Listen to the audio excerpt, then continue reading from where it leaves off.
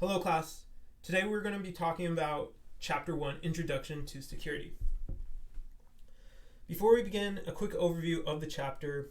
Pretty much Chapter 1 introduces security fundamentals for the Security Plus certification exam. We talk about the current challenges of cybersecurity and why it's difficult. Describe information security in more detail to illustrate why it's important. And then look at who is responsible for these cybersecurity attacks and the fundamental defenses against these attacks. And those are actually our objectives: to describe the challenges, define information security and explain why it's important, identify types of attackers, and describe the 5 basic principles of defense. So the challenges of securing information. There's no simple solution. It's impossible to be 100% secure. You're giving up. Security is a balance between security controls and usability, right? If you implement every single security control available, the usability goes down. I mean, if you block every single website to ensure that no one can get to ensure that the user can't get to any malicious sites or click on anything, then the user can't do their actual job, right? That's just a simple example. But in general, even if you have every single security control in place, there's so many different types of attacks that are constantly being made and that are new. It doesn't matter how much security you have, something will get through. And it's not a matter of if, it's a matter of when. So a breach is inevitable, and there's essentially no simple solution, as mentioned. And defending against attacks are very difficult, especially in the public sector. In the public sector, for example, the state government, their security operations and their security teams, they're not as developed or mature as some of the bigger corporations. And so for the public sector, defending against attacks, it's pretty much a more reactive type of defense, right? If we get breached, and then we'll go and try to quarantine and mitigate that attack. However, some of those bigger private companies that have the money that have the mature level of their security team is fully matured, they have the opportunity to go out and actually threat hunt and look for malware and look for those vulnerabilities within their network and try to find and mitigate those threats before they actually attack them. But in general, public, because of funding, because of the size of some of these departments, they don't have the resources, and so they heavily rely on tools, security tools, if they have the resource to buy those security tools, to actually be able to be reactive, essentially, and take specific security controls precautions to block as much as possible before they react.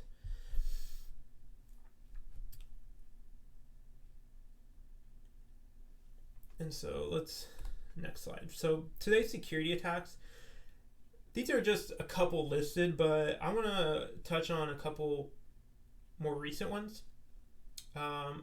Recent one that made headlines was the Experian data breach, where a bunch of social security numbers and sensitive data got released to the public.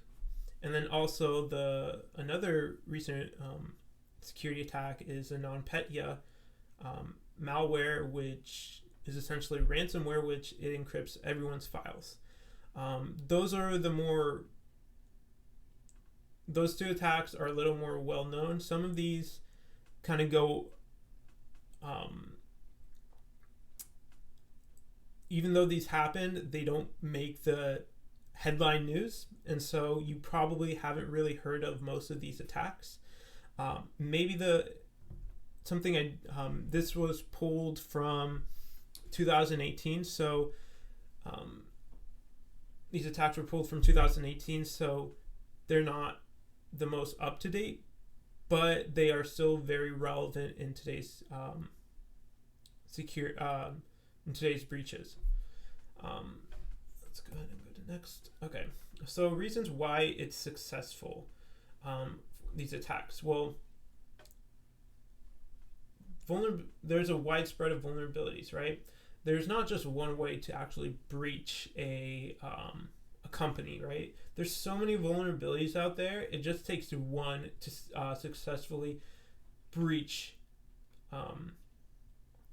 a company. I mean, there's thousands and thousands, even for a small organization of 100 people, there's thousands and thousands and thousands of vulnerabilities that can just be found by scanning your network with a web app, with a vulnerability scanner. Some well-known vulnerability scanners are like NetSpark, OpenVOS, Nexpose.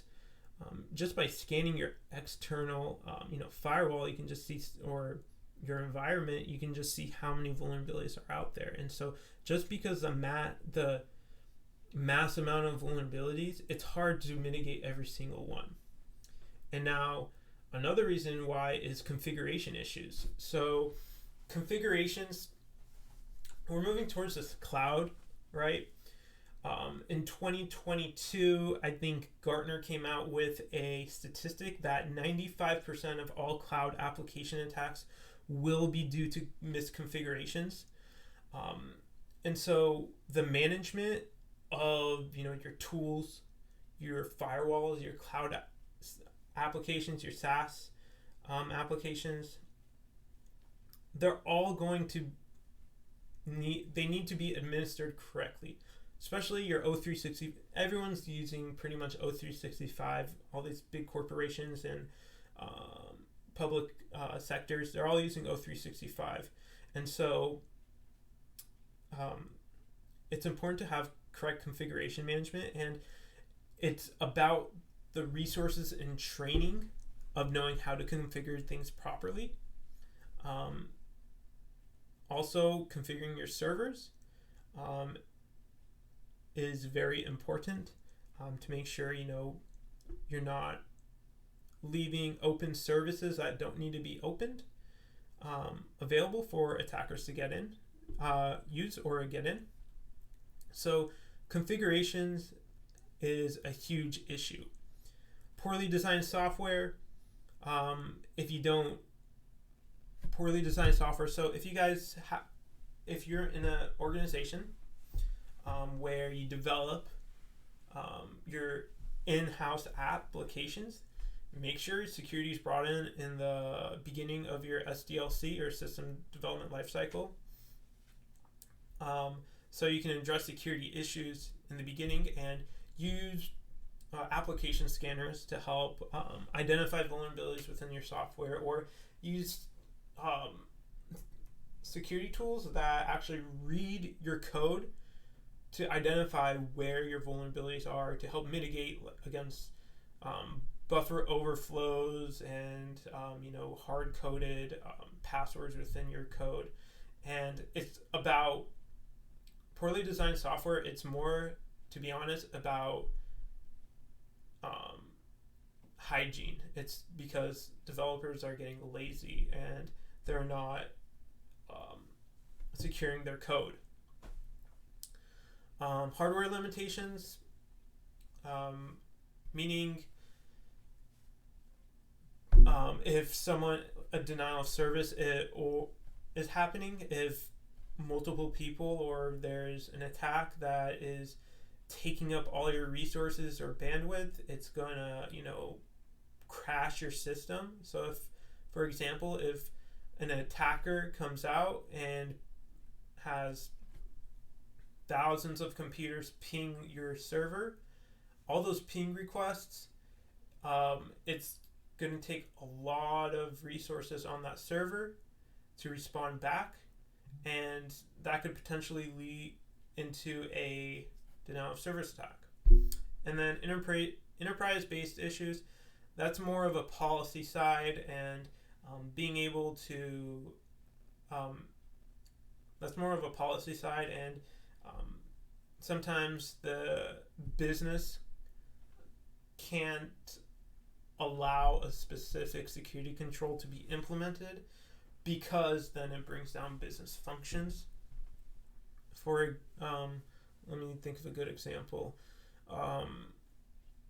For example, a so port 445 is SMB traffic. It's file sharing, and it's been port 445 has been very well known to be used as or I don't want to say attack vector, but a means to exploit a resource, just because there's so many tools out there that allows you to exploit port 445.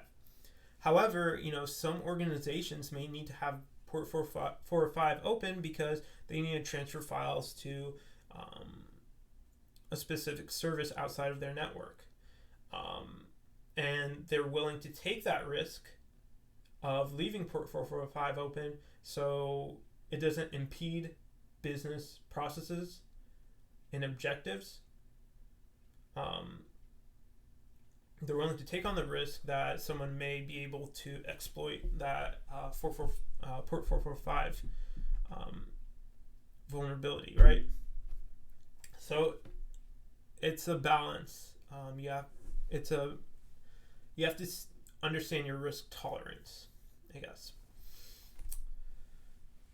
So difficulties in defending against attackers. Universally connected devices, increased speed of attacks, greater sophistication of attacks, availability of tools, security tools, faster detection of vulnerabilities, delays in security updating, weak security update distribution, distributed attacks, use of personal devices, user confusion. So all these reasons, they're just increasing. It's not stopping. I mean, attacks are getting more creative. There's new attack techniques, and people aren't getting educated as fast as they should be. And so it's easier to exploit people of this day and age with the new attack techniques becoming so much more complex and advanced. So it's really, really encouraged that users need to be more security aware, and businesses need to be more security aware to be able to mitigate some of these reasons of difficulties. So,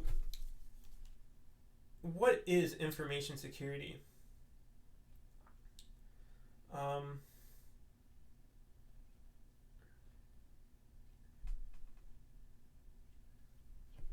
So exactly what is it? Okay. Before defense is possible, one must understand exactly what security is, how security relates to information security, and the terminology that relates to information security.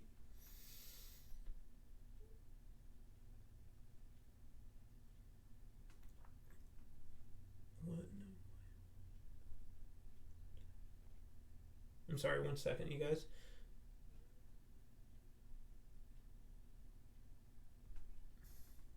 So security is to be free from danger is the goal. The process that achieves that freedom, right? As security is increased, as I mentioned earlier, convenience is often decreased. The usability of, for example, a workstation if you implement every single security control that you can, right? So it's a balance of security versus convenience. And that is something that the organization and the security team need to come up together to make sure that everyone understands, the risk of decreasing security or increasing security and how it benefits the organization. So now information security are the tasks that is in the task of securing information that is in digital format, manipulated by a computer, stored on a device, or transmitted over the network. So pretty much data at rest, in transit, or that's being processed. The goal of information security is to ensure measures are properly implemented to ward off attacks and prevent the total collapse of the system when a successful attack occurs.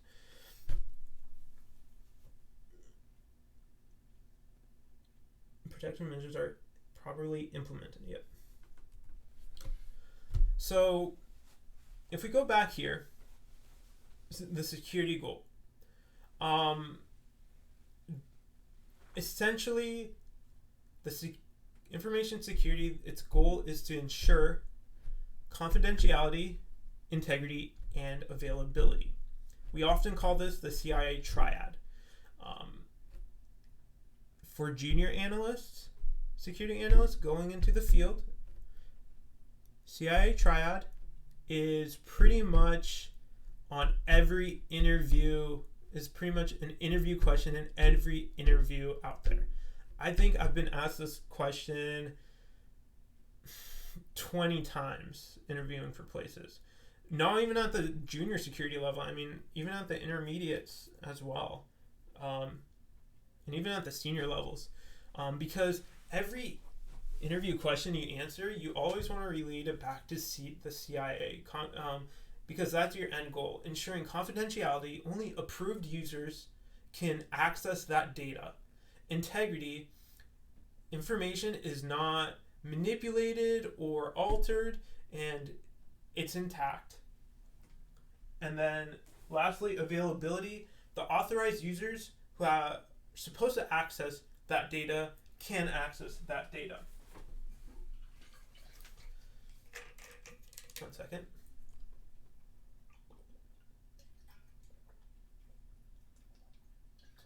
So as you can see here, there are different layers, right, for information security. We have policies and procedures, right, that are implemented to know what we need from what we expect from security policies and what needs to be implemented.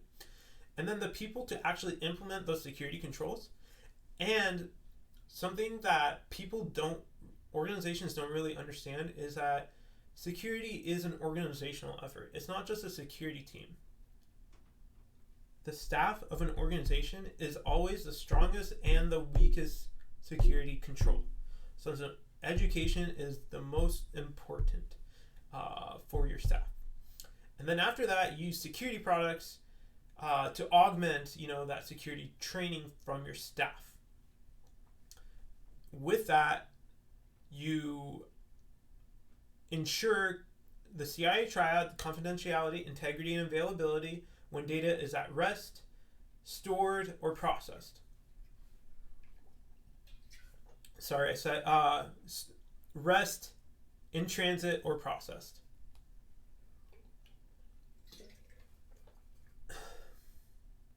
So defining terminology, an asset is pretty much anything that has value. A threat is a type of action that has the potential to cause harm. Threat actor is a person or element with the power to carry out a threat. And mostly when we're talking about an attacker, we'll say a threat actor down the future. So for example, if you're getting breached, we usually refer to them as a threat actor. So what do we have here? So we have, this is just an example. So I don't think we went over vulnerability yet. Okay, so let's first go, this slide is out of order.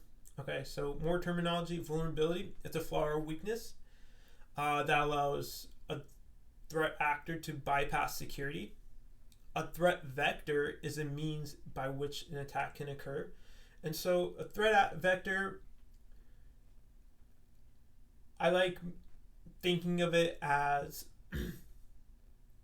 the different ways that someone can infiltrate your system. So there's different threat vectors, meaning there's multiple threat vectors, meaning that there's multiple ways to attack and cause a breach. Right? A risk is a situation that involves exposure to some type of danger. Usually risk is measured between the probability times the impact. Let's go back to here. Now we can understand this picture a little better, right? So the fence hole is a vulnerability, right? Anyone can jump through that hole. A thief is a threat actor, right? Bad guy. Theft of the scooter is a threat. Stolen scooter is a risk on the victim side. Getting your scooter stolen is a risk if you just park it outside, right? It's always going to be a risk. Someone can come up and steal it, and the scooter is your asset. Now, parking your scooter, saying that's a risk, there's different ways we can, respond to risk. Usually there's 4 different risk response techniques. We can either accept, transfer, avoid, or mitigate. Accept, we acknowledge the risk and we don't do anything about it. We just let it come in. Just,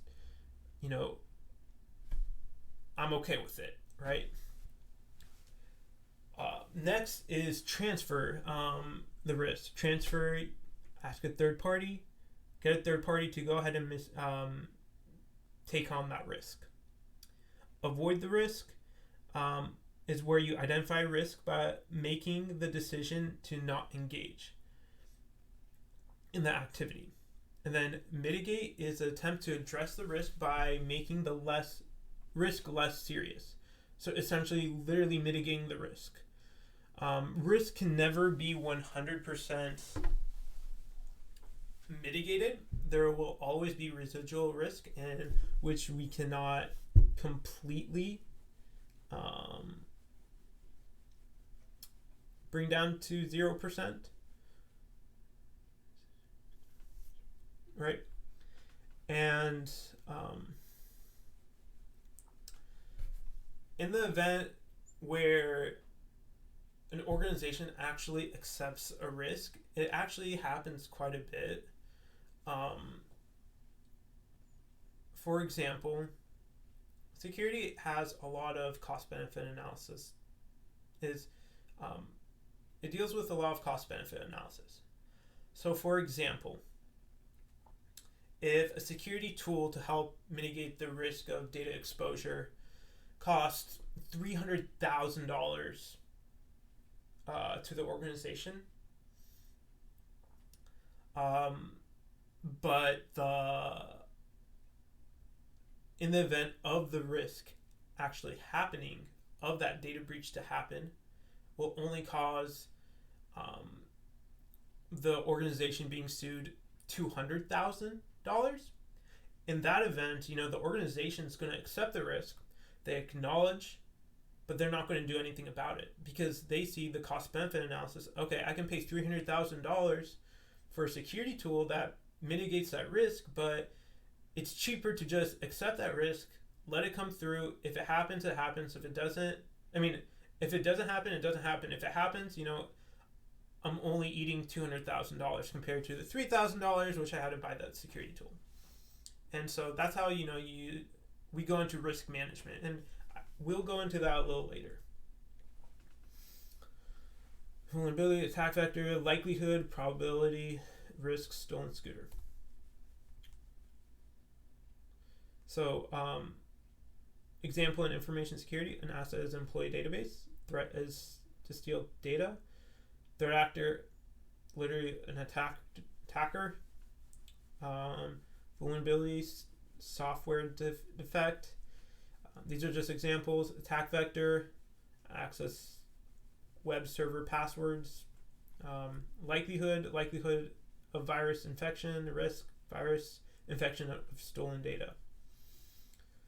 So understanding the importance of information security. Information security can be helpful in preventing data theft, thwarting identity theft, avoiding the legal consequences of not securing information, maintaining productivity, foiling cyber terrorism. So preventing data from being stolen is often the primary objective of an organization. Usually threat actors that come in and try to steal data, they want to go sell it on the web, dark web, or use their, blackmail, or blackmail users, or it's pretty much financial gain at the end of the day. Threat actors want to make money. Or data theft, sometimes there are nation states out there that will do it as a technique, as guerrilla warfare, to bring down an infrastructure, but we'll get into that later. So enterprise data theft involves stealing proprietary business information. Personal data theft involves stealing credit card numbers. Identity theft, stealing another person's personal information and using it for financial gain. Stealing someone's social security number, file fraudulent tax returns. However, I do want to mention that these days, more recently, HIPAA data, or medical record information, is more valuable to threat actors, because medical information usually has financial data associated with it as well.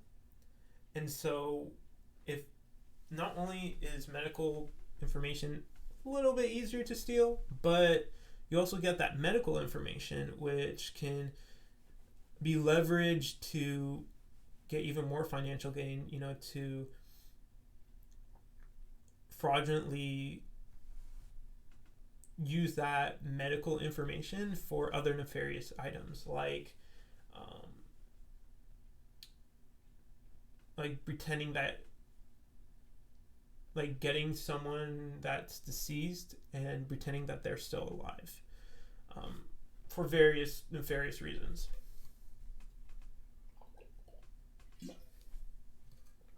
So there's different laws protecting electronic data privacy. There's HIPAA, as we just explained, medical information.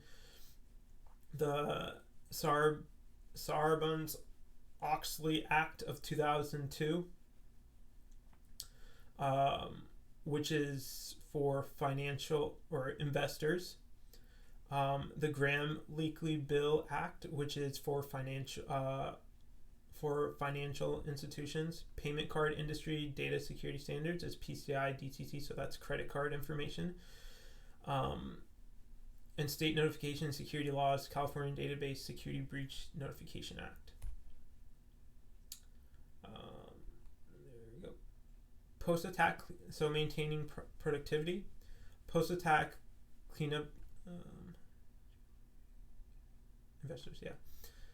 Post-attack cleanup diverts resources away from normal activities, time, money, and other resources. So during a breach, right, when we go through a breach, usually our resources from our networking team, from our infrastructure team, get pulled into, helping mitigate that security breach. Not only is when a security breach actually happens, it's not just the security team that's going out and, helping out to quarantine, mitigate, recover.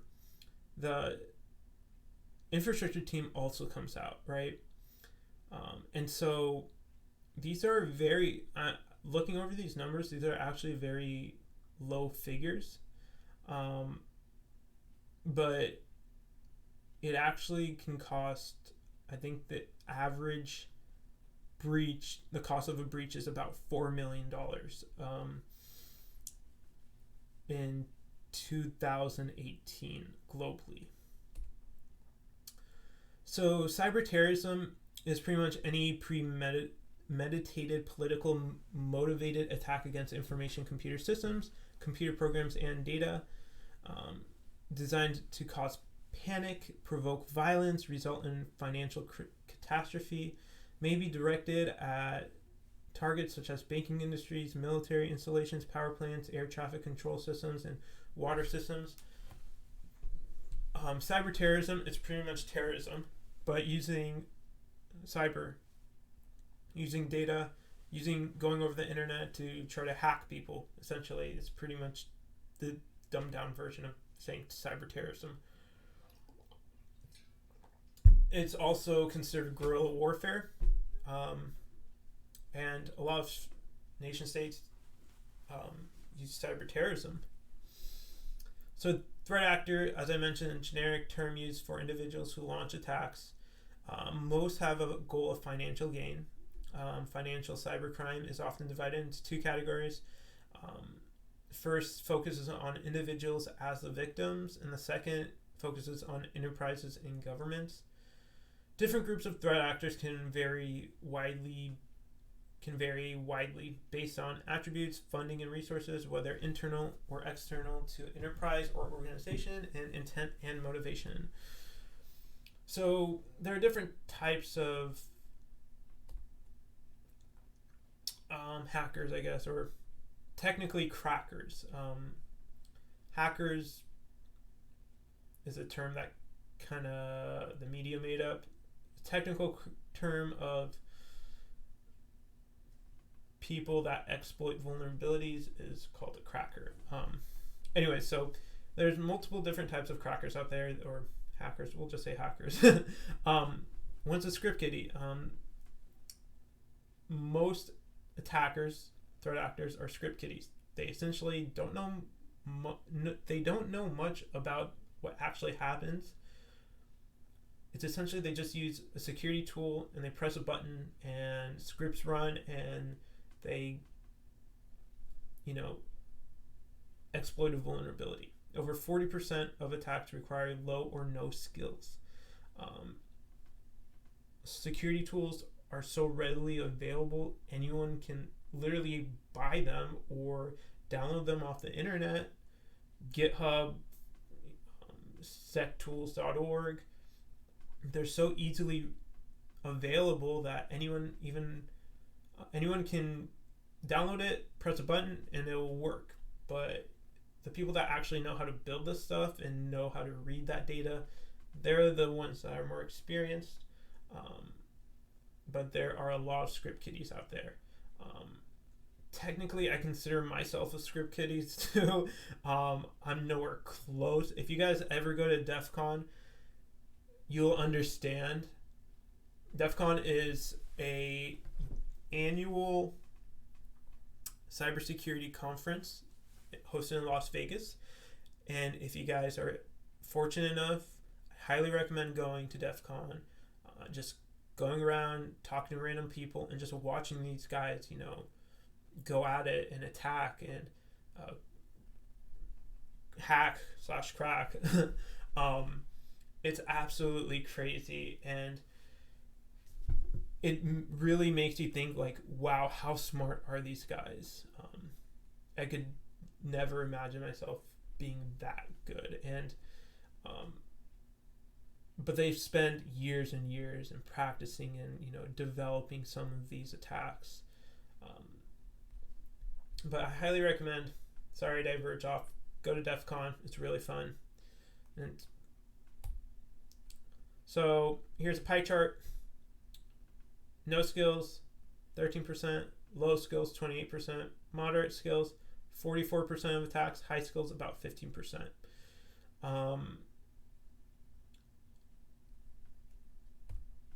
Hacktivists are people that hack for ideological reasons. Not defined as a cyber terrorism attack. It's pretty much, I do it for mankind, for global, I do it for the good, right?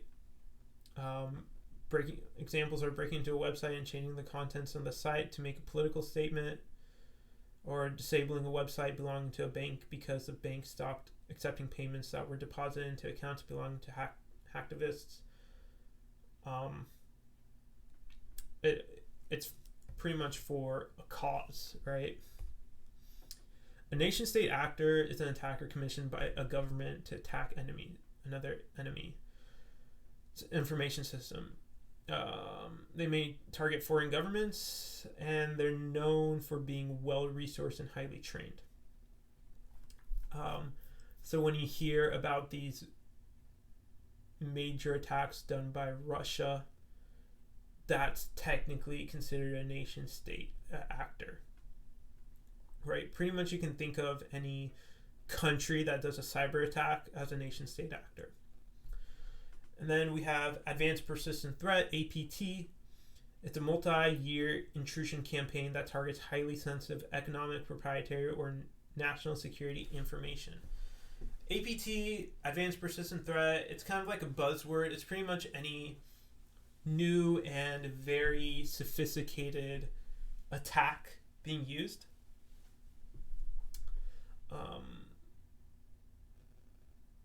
But it's kind of like a buzzword. It's pretty much any like new sophisticated attack. So insiders are probably one of the more higher probability of getting breached. Insider attacks are usually people within, for example, if you have a company, disgruntled staff are considered insider attacks. You know, if the disgruntled staff go out and try to, steal data or delete data, those are considered insiders.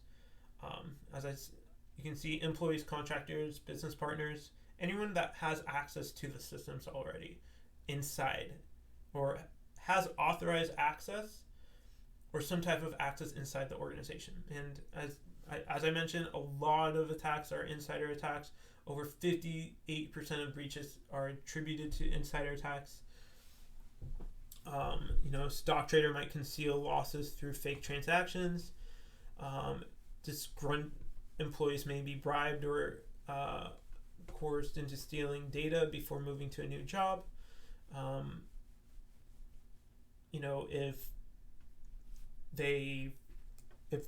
Or another example would be an employee trying to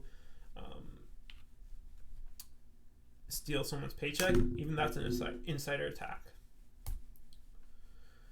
Other threat actors, competitors, launch attack against an opponent's system to steal classified information. Even though that is still considered a threat actor, usually competitors actually work together. So I don't 100% agree with competitors. Yes, they can be threat actors, but sometimes they're actually partners. For example, financial institutions like banks, whenever there's like a huge attack or malware going around, they'll work together to actually be able to determine where that attack's located and how to mitigate against that attack and try to block it so everyone gets protected. There's a lot of knowledge sharing within the cyber domain. Another example is, for example, all the car industries, right? Cars are moving to becoming an IoT device, right? With all this new internet and electronics connected to it. And it's really easy to get those cars to get hacked. And so actually right now, all these big car organizations are actually getting together and trying to find a solution to try to block and mitigate those attacks together. So competitors, not 100% agree, but they could be. Organized crime, moving from traditional criminal activities to more rewarding, less risky online attacks. If you've seen Office Space, right? It's moving to an online attack. Brokers sell their knowledge of valuable vulnerability to other attackers or governments. So brokers are pretty much, I know a vulnerability, I discovered a vulnerability in your system, and they sell it to essentially whoever's on the black market or another government so they can go exploit um, the victim. And then cyber terrorists attack a nation's network and computer infrastructure to cause disruption and panic among citizens and potentially cause casualties. So, for example, if someone wanted to take down an area, they might, take, let's use Stuxnet as an example. So Stuxnet is an attack that Israel and U.S. conducted on Iran. They attacked their nuclear power plants and brought down 90% of their nuclear power plants. They caused a disruption in their infrastructure, and that's technically considered a cyber terrorist attack. So now defending against these attacks. So there are 5 fundamental security principles for defenses: layering, limiting, diversity, obscurity, and simplicity. Information security must be created in layers. A single defense mechanism may be easily circumvented. Making it unlikely that an attacker can break through all defenses is very important. Layered security approach, also called defense in depth, can be useful in resisting a variety of attacks and provides the most comprehensive protection. So defense in depth, or layering, is essentially, you can think of it as an onion, right? There's different layers. Each layer is a different set of protection or security. Go up real quick. Yeah. So, for example, simple example, we have the network layer, we have the human layer, and then we have the endpoint. Let's do the firewall layer, the network layer, the endpoint, and then the human layer. So there's 4 layers right there, right? We provide, security tools at the firewall layer, or let's just combine firewall and network layer. So we provide tools on the network layer, and if anything goes through, we expect our endpoint, we provide tools on the security tools on our endpoint or workstation to help prevent anything that came through that network layer that bypassed our security controls and security tools on that network layer to get blocked by whatever's on the endpoint. And for those attacks that got through the endpoint, we use the human layer to be able to mitigate against those attacks. So for example, if a spam email got past our Exchange server on our network layer and it got to our endpoint and it's sitting in our mailbox, the human layer is the last layer, which they can then decide open that malicious email or not, right? That's their layer. Also, layering can be looked as using different tools for different purposes. That's also another approach to layering, right? So, for example, O365 is really good at, creating conditional access rules, right? But its email protection, its ATP, isn't that the best, right? So people may go out and buy other email protection systems like FireEye's ETP or Endpoint or Enterprise Threat Protection, I think, to help mitigate, O365's, Microsoft's O365's weak email protection system, right? So it provides more protection and the weaknesses of other security controls. So limiting. Limiting is pretty much ensuring the least privileged principle. Least privileged principle, if a user and if account, if they don't need access to a specific resource to do their job, then they don't need it. It should not be granted. It reduces the threat against escalated privileges and unauthorized usage and potential theft or data exfiltration, right? And the methods for limiting access is technology-based, such as file permissions, or procedural, such as prohibiting document removal from premises. So providing data exfiltration, meaning have some type of data loss prevention policy in place. Some really good tools out there that use helps with the least privilege principle is or identifying of who needs to lose permissions to a specific file is Varonis. It highly recommended. Go check it out. It's really cool. But essentially looks at file permissions and see who actually needs access to them, and helps a team to remove extra permissions that a user is not supposed to have. And then diversity, closely related to layering.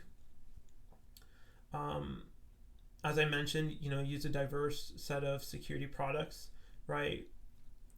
The example I use is Microsoft's O365. It's really good at doing conditional access, but it's not as strong.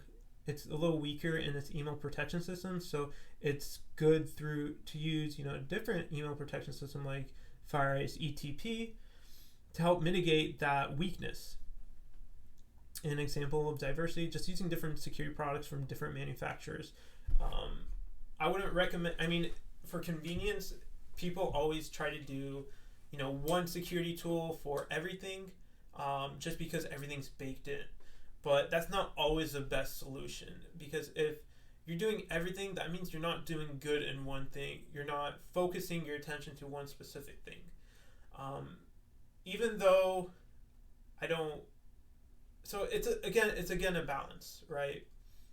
It's always going to be cheaper to buy everything with one product, but it's not going to be as effective as getting diversity. Because specific security tools are dedicated just for one specific purpose, and that company specifically focuses on just making their product better and better, while for example, something that a company that does everything, they might not focus as much resources on a specific initiative. Like they might be focusing more on multi-factor authentication instead of focusing attentions towards email protection. So obscuring inside details to outsiders. So essentially, obscurity, don't reveal information that you're not supposed to. Even make it harder for the attacker to do reconnaissance, and allow them to do the footprinting. Don't just say what kind of computer I have and what type of security tools we're using, because all of that can be leveraged in finding more vulnerabilities and potential attack vectors to the organization.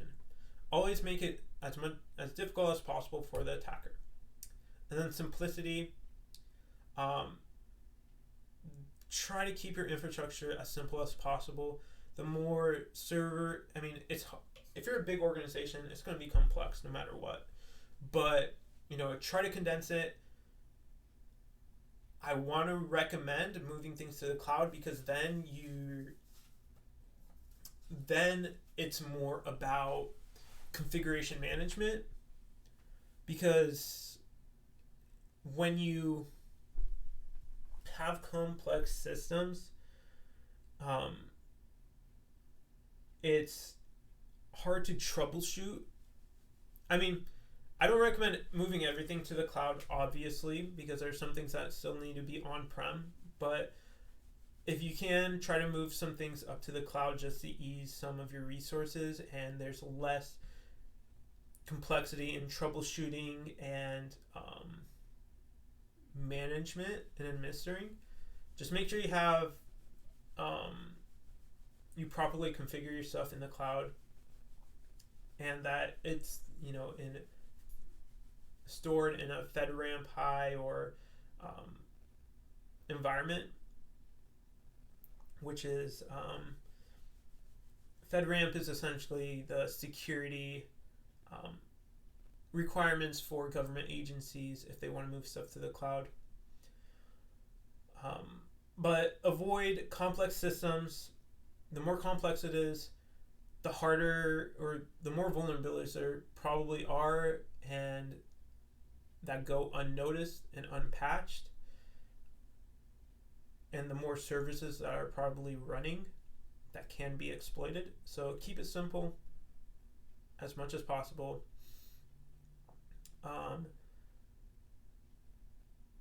That from the inside, from the outside, it should be complex to get inside your or exploit that vulnerability. Frameworks and reference architectures. Industry standard frameworks and reference architectures provide a resource of how to create a security IT environment, give an overall program structure and security management guidance to implement and maintain an effective security program. Various frameworks architectures are specific to a particular sector, such as financial industry. Such frameworks / architectures are domestic while worldwide. So what this is referencing to is different frameworks. For example, are the NIST National Institute of Security, Science and Technology, and other. So there's several frameworks and architectures that an organization may align their objectives to. I know for all public sectors, they must align their initiatives towards the NIST 853 framework, which was made by the National Institute of Science and Technology. All their security controls, public sectors within California, within California, they have to have the minimum requirements of security must align to NIST 853. However, the NIST 853 framework is something that was developed within the United States, and so not every organization in the world or that does business outside of the U.S. uses NIST 853. For example, the international standard for information security framework is the ISO 2700. That's used by global companies because that's the international standard. So there are different frameworks. It doesn't mean you just have to use one. You can use, as a CISO or as a security program, you can use multiple. You can use one because not everything. For example, my organization, I'm the CISO over the Department of Toxic Substances Control. I use actually both the ISO 2700 standard and NIST 853 because there are some things that aren't picked up in the NIST 853. I'm in the public sector, so I have to go off of everything in NIST 853, but there are also security controls that I like in the ISO 2700 that I also pick up and adopt. And besides those, there's also ITIL and a couple other standards and architectures out there. Let's see. Yeah. And so every industry has their own standards, and it's okay to align different frameworks together. So in summary, information security attacks have grown exponentially in the years. There are many reasons for the high number of successful attacks. It is difficult to defend against today's attacks. Information security protects information integrity, confidentiality, and availability, the CIA triad. Remember, number one interview question for security analysts. On devices that store for data in transit, processed, or stored at rest, using products, people, and procedures. Main goal of information security is to prevent theft, thwart identity theft, avoid legal consequences, maintain productivity, and foil cyber terrorism. Threat actors fall into several categories and exhibit different attributes. Although multiple defenses may be necessary to withstand the steps of an attack, these defenses should be based on 5 security principles: layering, limiting, diversity, obscurity, and simplicity. And that is it for today's lecture. That was chapter 1, Introduction to Security.